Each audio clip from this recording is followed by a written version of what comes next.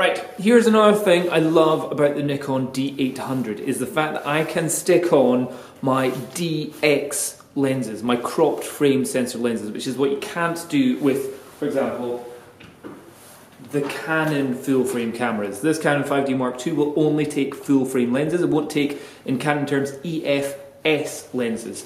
So that means you're restricted if you're wanting ultra wide angle to the 16 to 35mm f2.8. Fortunately, the Nikon here, I would have to go by the Nikon 14 to 24 f2.8, which is a big bulbous end that you can't really put filters on and all that kind of stuff, bit of a pain in the ass, very expensive. However, the Tokina 11 to 16mm lens, at 11mm, it's a DX lens. However, when you zoom it in, it pretty much covers the full frame. And this has an auto DX cropping feature, which it does, so that means you don't even need to think about it. I could just walk in, stick it to 16mm, stick it to aperture priority, and boom, I have got the full room in the shot, which is what I was wanting.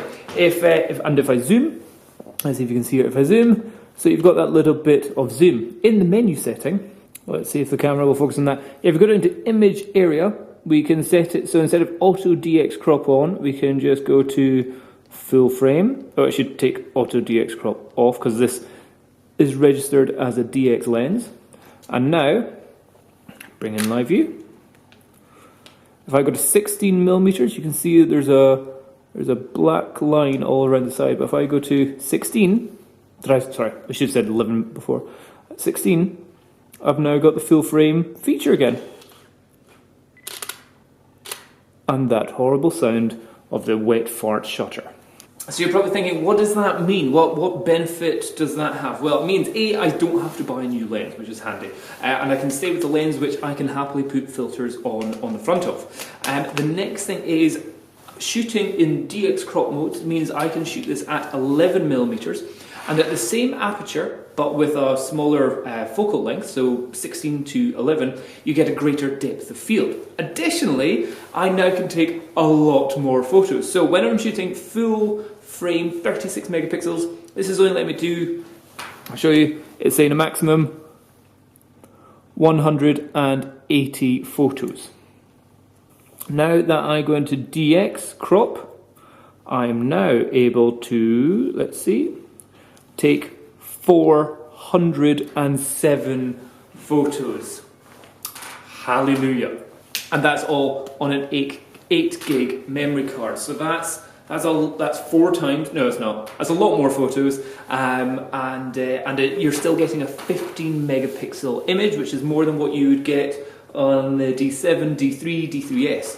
Handy, and almost comparable to what you'd get on the Nikon D4 4S, however that's full frame at 60 megapixels, or 80, can't remember. Additionally, another thing which is quite handy is when you're in this DX crop mode, you get faster frames a second. However, you also have a greater buffer because you've only got 15 megapixels for it to have to deal with. So if I were to do an example shoot where I just take lots of photos until the buffer fills up, again, for this shot I am shooting with a SanDisk Extreme 3 compact flash memory card, so it should be fast enough. Shooting at 200th of a second, I've taken off auto ISO. Auto ISO slows everything down as well, and I've got like vignetting off and color profile just down to neutral. So let's just see how many we can get through on this and how fast it goes. Let's see. Not very fast when you've only got it on single. Okay, let's put it to continuous high, CH.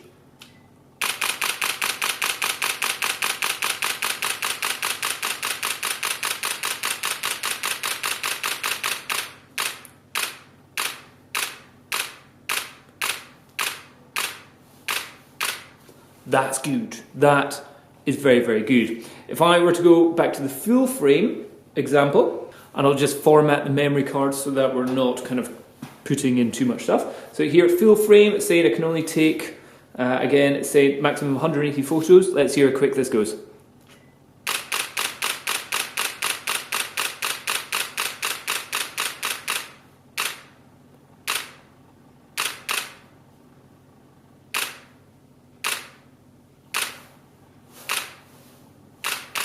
Okay, so a lot less photos, a little bit slower, and when it does fully fill up the buffer, the extra shots that you get afterwards are much more spread out as well. So multiple benefits with this shooting at DX.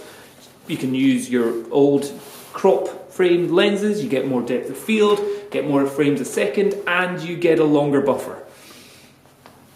Brilliant! Okay, here's a little interesting difference.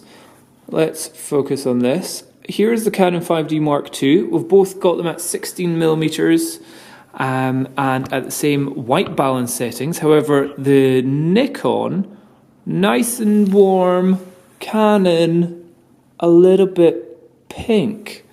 And I would say the Panasonic, Panasonic is bang on here. But if we were to go info, I do like how Nikon's got 3 histograms there, but there's serious color difference at the same white balance setting. So I'm going to take a photo with both of these and see how they look on the actual computer in the office. Okay, and here I've got the 2 photos side by side. And there is definitely a color difference, even though both the white balances were the same. And I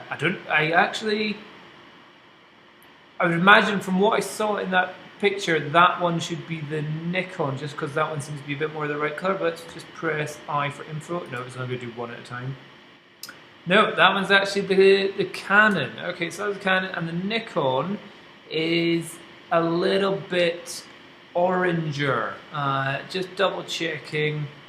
The white balance here, yep, 4,700, then plus 9 tints, plus 2 tints. So maybe there's a tiny little bit of tint. What there is, obviously, in the actual lenses, you have different amounts of light that can come through. So the more professional light, the more professional lens, the better color accuracy you can get.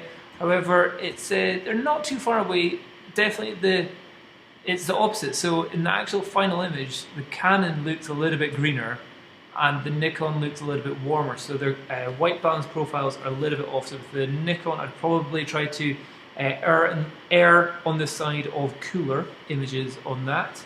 But in terms of exposure wise, for example, if we're looking at the histogram, they look pretty similar going on there. Canon, maybe a little duller, but again, that's we're really looking at the lens differences going on in those 2 shots.